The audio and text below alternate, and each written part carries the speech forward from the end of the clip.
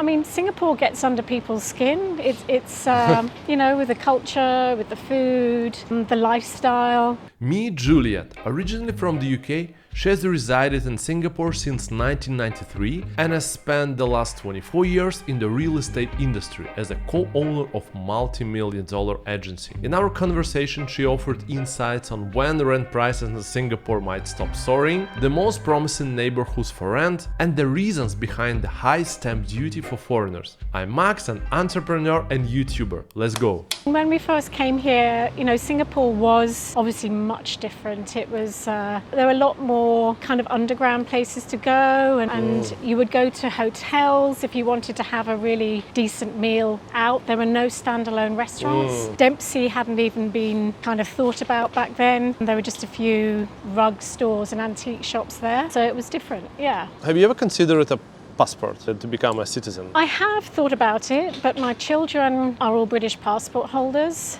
and because I am a single mother, I don't want to be a different passport to my children. So that's the only reason why I didn't kind of pursue that. And otherwise, would you go for it, you think? Otherwise, I mean, Singapore is one of the best passports in the world to have. Yeah, I mean, it outranks the British passport, certainly after Brexit. So, yeah. I talked to this American guy and he said, at some point I will leave when I stop working, because it's kind of difficult to live in Singapore if you don't have money flow, because it's expensive. It's for you, if you when you retire, would you consider to stay or to live somewhere in Asia or go back to the UK? Probably, yeah. I mean, your friend is right. It is a very expensive place if you're not earning an income, because you can obviously live much more cheaply, but as an expat, even as a PR, you're not entitled to a lot of the benefits that the locals have or Singaporean citizens have. So when I eventually retire, it probably will be back to the UK because I'm a British passport holder, and it's more difficult to live in other countries if you don't have the residency rights. So yeah, it probably would be the UK. Yeah. Do you have permanent friends here in Singapore? Because I talk to many people who've been here for a long time, and they say, okay, you make friends with someone, and then at some point after 3 years, after 5 years, after 10 years, they leave. And so it's hard to maintain the relationships because people come and go. I have made friends who have come and gone and also come back again. Oh, yeah. Oh, yeah. Yeah. Oh, so a lot of people do make their way back to Singapore as well, which is interesting. Yeah, that's interesting. Why they come and go back? Yeah, I mean, Singapore gets under people's skin. It's with the culture, with the food, the lifestyle. Certainly a lot of Europeans, certainly British, we hate the weather back in the UK, so having sunshine pretty much all year round is obviously very attractive for a lot of people. What's going on with the market now? The rental market in Singapore was crazy in 2022, so last year. Rents have doubled in a lot of places. It was still going up beginning part of this year, but literally in the last 4 weeks, rents have tumbled. They've literally fallen off a cliff. Just all of a sudden there's a correction with the supply of new properties that had been developed and finished and completed. Slightly fewer people coming in. We had a lot of expats from Hong Kong last year, a lot of mainland Chinese, a lot of people coming in the last 18 months, and that has slowed. Together with the fact that this time of year, a lot of people are leaving Singapore because it's the end of the international schools. So it's the big year end. So a lot of people are going away and leaving Singapore. Yeah. So we'll start to see more people coming in July and August. Yeah. So it's very fluid. The market's very fluid here.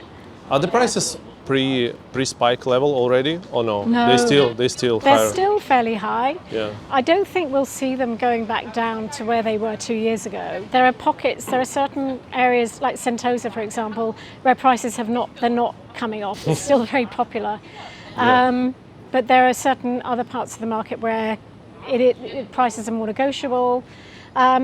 They will correct more, I believe, towards the end of this year and early 2024. So they should come off a bit more. But it takes a few months for the landlords to start accepting the fact that they're not getting these peak prices anymore. Yeah. If you, let's say our viewers are looking to rent right now, what are the areas they should look into? You can look East Coast. There's probably a bit more, there's more for your dollar in the East Coast. If you go to further out places, you don't necessarily get the same quality of the properties that are in the central areas. River Valley, there's a lot of choice. And then if you go west, so if you go to Pasir Panjang, Keppel area, there's a lot of places around there as well. Would you recommend to go for new places which were built, let's say, within 10 years from now, or like maybe look at some older places, or maybe brand new? The brand new properties are always much smaller, so every time they build a new building, it's smaller and smaller and smaller. I would always advise people to go for something a little bit older because you'll get more space, obviously, than the brand new builds. And they're always more expensive, the brand new properties, because a lot of them have a lot of facilities like, big pools and, different sky parks and that sort of thing. So you're paying for that, in the rental. What do you think about this change with stamp duty tax that happened recently? The stamp duty is always changing. But like the overnight 30 to 60, it's quite crazy. But to be honest, probably less than 10% of buyers in the residential market are foreigners.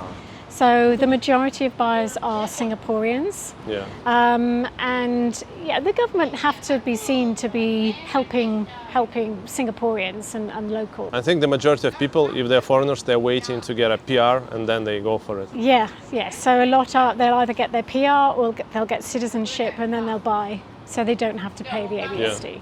Speaking about if you buy for yourself, let's say the foreigner become PR and buy for yourself, it's one case.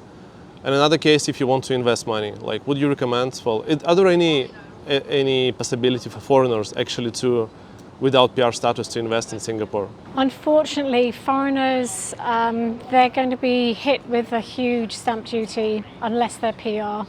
Can you buy using like the company? I heard no, that. It's still a very high. I think it's 35% for a company for their stamp duty. So the government haven't made it very easy. But again, it's geared towards helping Singaporeans and permanent resident to buy here rather than foreigners.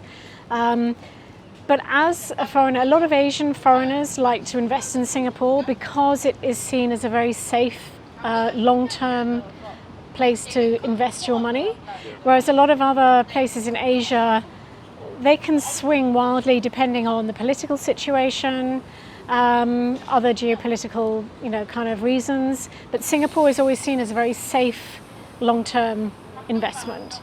So there are still areas where, there will be a lot of capital growth in sort of 5 to 10 years.